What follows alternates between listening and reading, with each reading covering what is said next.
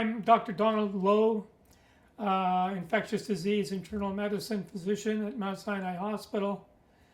I was diagnosed as having a brainstem tumor February 7th, 2013. Obviously, it was a terrible thing to hear because as an internist, we know the prognosis of this type of tumor is bad. But surprisingly, I took it pretty well. The hardest part was having to call my family and have them come down to the hospital that day and break the news to them that I had a disease. It was a bad disease and something for which there was really no treatment for. I'm fortunate in that I haven't had pain, I haven't had headache, I haven't had paralysis yet. I mean, that will come. Things will get worse. But right now, I'm pretty fortunate in that my inabilities are related to my vision, my hearing, my strength, all of which are pretty disabling. I'm worried about how it's going to end. I know it's got to end. It's never going to get better. So I'm going to die. And what worries me is how I'm going to die. Am I going to end up being paralyzed and, have to be carried from the bathroom to the bed? Am I going to have trouble swallowing? I won't be able to take in food. Things like that, what the end is going to look like, that's what's bothering me the most. Palliative care is a major role and a valuable role, but they can't take away the symptoms that I'm going to have. They can help make it a little bit better, but I'm still going to suffer from loss of strength, loss of ability to either eat or swallow, breathe properly. I mean, these are things that palliative care is going to hopefully make it a little easier to face, but they're not going to take it away.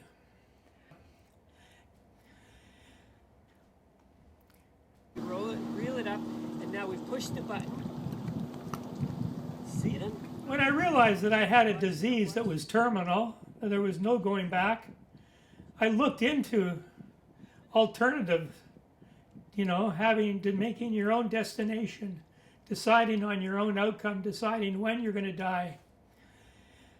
And I think what surprised me the most is how the objection to it, the inability to do it in Canada, that there is no way in Canada, no place in Canada where you can have support to have dying with dignity, as there is in several countries and a number of states in the United States that do have programs in place. The drugs that are used in countries where this is accepted are narcotics that give you a very simple way out.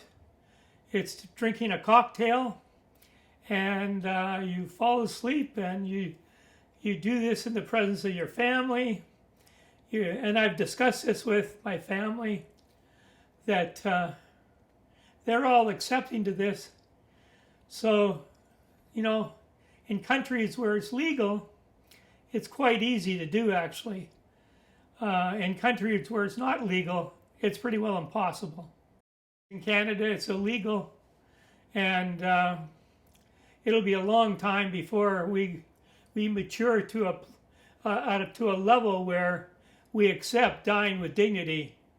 There's a lot of opposition to it. A lot of clinicians have opposition to dying with dignity. I wish they could live in my body for 24 hours, and I think they would change that opinion. I'm just frustrated not being able to have control of my own life, not being able to make the decision for myself when enough is enough. You know, we've come far enough. It's time to bring it to an end. And I really envy countries like Switzerland and the Netherlands and the United States where this is possible. I mean, why make people suffer for no reason when there's an alternative? I just don't understand it.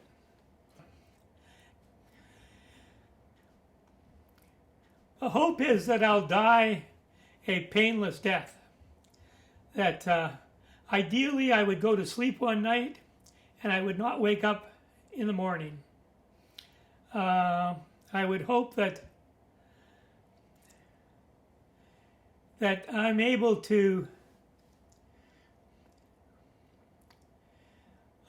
face death without the fear of death itself. I'm not afraid of dying.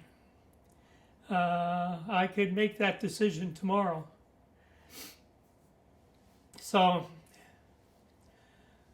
I just don't want to be a long, protracted out process where I'm unable to